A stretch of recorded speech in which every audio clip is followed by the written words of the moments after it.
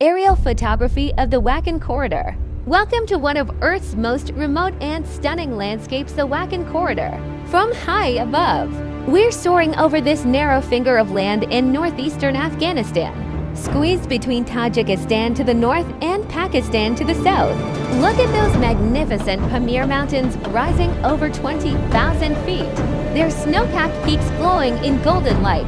This is where the Himalayas, Kush, and Pamir ranges converge in breathtaking collision. Below us, the Wakhan River carves through ancient valleys where Marco Polo once traveled the Silk Road.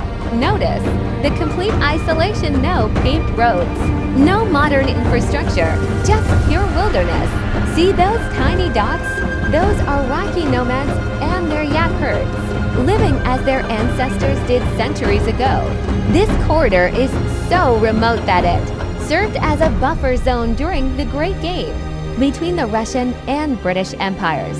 From this aerial perspective, you can truly appreciate why it's called the roof of the world, the stark beauty, the endless mountain ranges, the untouched valleys. It's a photographer's paradise and one of the last truly wild places on Earth. Absolutely magnificent.